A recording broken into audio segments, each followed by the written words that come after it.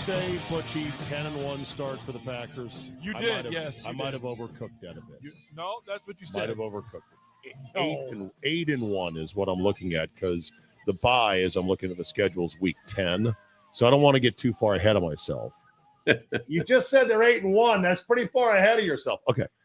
They're going to lose in L.A. That's the one loss in the first 9 games because they just don't play good in L.A. And the Rams, I think, will be formidable. Then they catch the bye week after they host the Lions on November 3rd. And then it's the Bears for the first meeting, week 11, on the road. Can't wait for that. Time to talk to Wayne Larrivee. Our conversation brought to you by Steam Fitters Local 609-601-601-601 and the National Fire Sprinklers Association. Learn more by visiting steam601.org and also at nfsa.org. Wayne, good morning, my friend. How are you? Good morning, guys. Great. Had a wonderful day of practice yesterday. Beautiful weather, and the two teams showed all their starters that were healthy to play, and it was a good competition out there. The offense looked great in the red zone. Jordan Love was just going bink, bonk, touchdown, touchdown, touchdown. You can't stop us. That's exciting to see.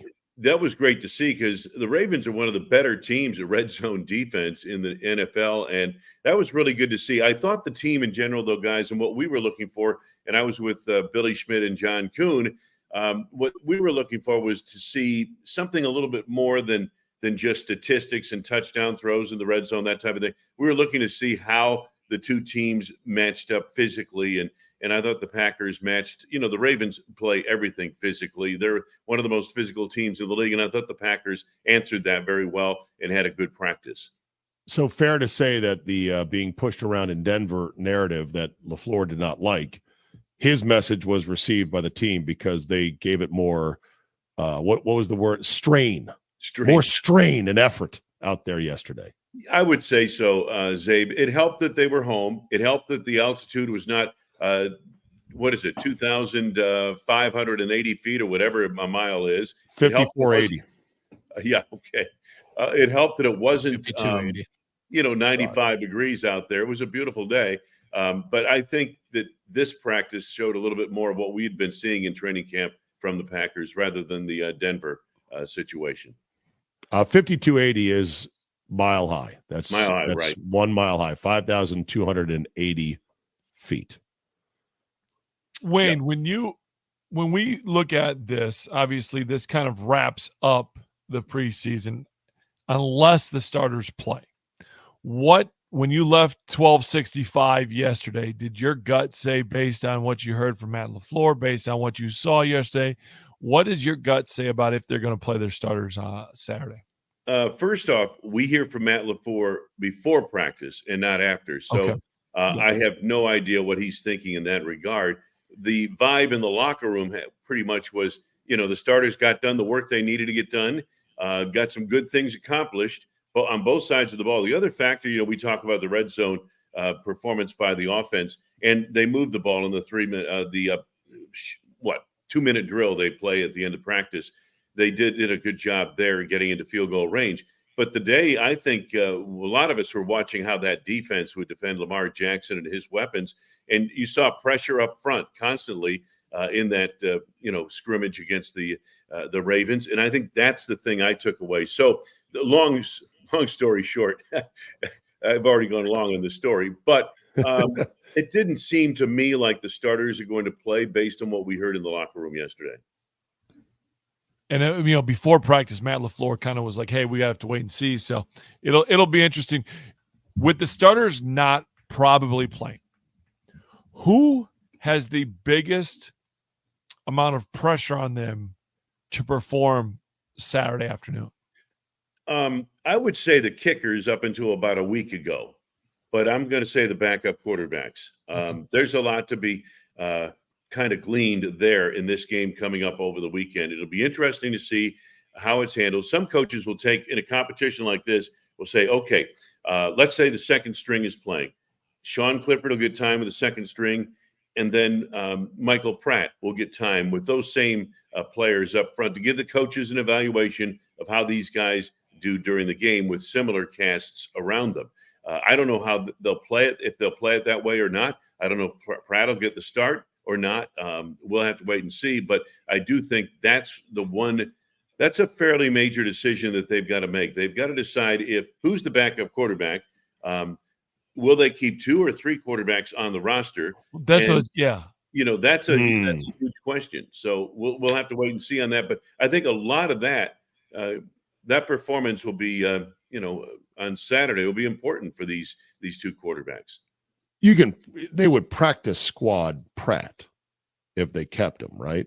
Yeah, and you would assume, although they got him in the 7th round, I want to say, 6th round, something like that. And a lot of people around the league though had a higher grade on him than that. They had a 4th or 5th round grade on him. So there might be somebody out there who might say, "Well, we had a better grade." Okay, he could get poached. Our guy, he could get poached in that regard. I doubt it. And guys, again, we all say, "Oh, this guy's going to get picked up, and that guy's going to get picked up." When you build a practice squad, largely you build it with players who have been with you, know your system, and of course they will eventually come up and play because of injuries. Injuries are inevitable, so your practice squad guys have to be able to fit the system and play maybe as early as the first month of the season. So you don't see as many players getting picked up out there for that reason more than any other. Yeah, Wayne, they carried 3 when Benkert was the 3rd guy, right? And Love was marinating in the shadow of Aaron Rodgers, right? Yes, he did. Yeah, Boyle did as well, but Benkert did as well. I remember Kurt would post these photos of he'd post the photos of the 3 of them, in the quarterback room, the band of brothers. Right. And you're exactly right. And again, Czabe, a lot of teams don't carry 3, Wayne. They're like, we're not doing that. Yeah, a lot of teams, some teams don't. And I think a lot of it depends also on how many players you need to keep at other positions that you feel are good enough to make your 53-man squad. And you put a 3rd quarterback on there, you're losing someone else. The Packers have had an emphasis in the last couple of years since Rich Bisaccia got here of keeping players who are primarily just special teams guys. And that would have impact on whether you can afford to keep an extra quarterback. Yeah. Running back is another one that's going to be interesting. A.J. Dillon did not practice yesterday. Yeah. I'm assuming he's not going to play Saturday. So is he safe on this roster? Yeah, that's a good question. I think he is, but he and Marshawn Lloyd's been down with injury too. I don't expect him to play this weekend. This is big for Emmanuel Wilson. I think it's really big for him to show, again, that spark that got him on the roster before. And then you get into a position, okay, so let's say you're not going to cut Lloyd. You don't want to cut Dillon, let's say, but you've got Emmanuel Wilson souped up and ready to go and making plays. And, of course, then you've got your starter, Josh Jacobs.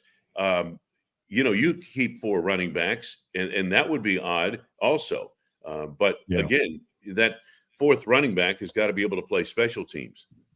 Marshawn Lloyd has a hamstring injury, hurt it in the first preseason game.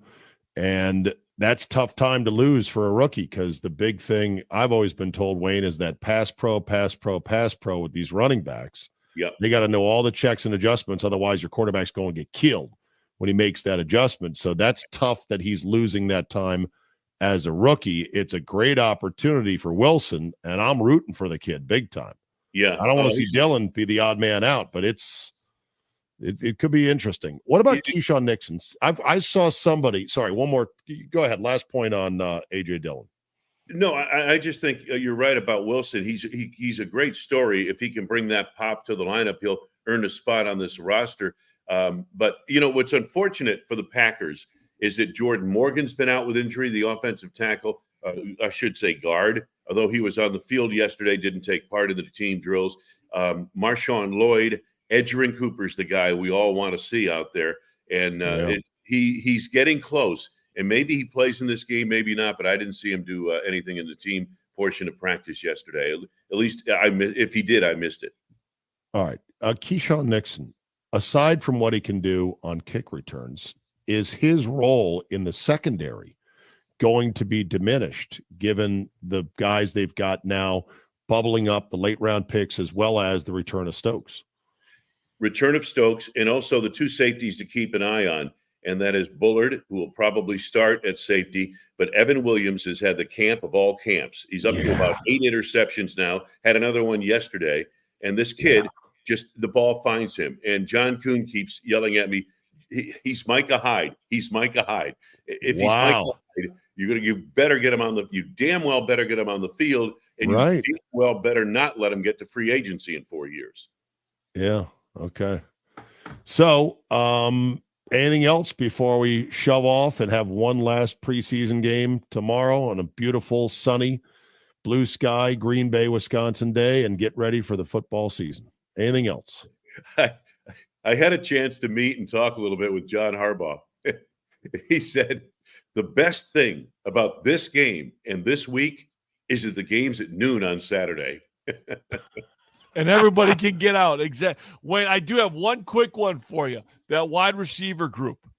Yeah. Are they going to keep how many are they going to keep there? Because that's to me another very interesting thing as we go into this last, last preseason game, and then with cuts coming very, very, very soon. Well, with this personnel group, and let's just picture us 5 guys in with a hamburger and fries and a Coke in a room deciding to break down the roster. We've already got 4 running backs, Butchie. Okay. Yeah. We're keeping 3 quarterbacks, doggone it. And now we got to keep 7 wide receivers. The bottom tier. No. Hey, Grant DuBose keeps showing up. 86. Watch him on Saturday tomorrow. It's going to be interesting to see the bottom of that roster. DuBose is the one guy who could maybe force his way on. What do you do with your game boards after preseason games? Do you chuck them in the trash or do you save them? Yeah, I have a ceremonial burning in the fireplace. What do you do? What do you do with your big game prep boards? Do you keep those? No, I usually don't. Do you have the one? No, they're all even on the one from the computer anyway. They're all on computer. Even the one. They're all on a disk. Oh, they are, but they're printed though, right? Or no? I print them, but they're all still on the computer. Yeah. But what about the one you printed for the Super Bowl? I think I've still got that, but I haven't seen it recently, so maybe not. Oh, I hope I have. If you can find it, can I buy it off you? Sure. Okay, we'll negotiate a price. Yeah. All right. The music keeps stopping for reasons. Maybe a round of golf at Fairways of Woodside. You never know. Okay. Yeah, there you go. We can do that. We can make that happen. That's right up Zabe's price, too. That's right on. You know what, though, Butchie? I think I'll up the price. I want a car from Russ Darrow. You know what I mean? There we go. Look, I'm gonna frame the prep board, a photo of Wayne with the headset on at the Super Bowl. I'm going to get him to sign it when he doesn't realize it, frame it. Next thing you know, it's on eBay, selling for $600. And Wayne's going to be like, what the hell? What the hell? You can't return it. Yeah, I can't return it. All right, thank you, Wayne. Have a good weekend, guys. Our conversation with Wayne Larrivee has been brought to you by the Steam Fitters local.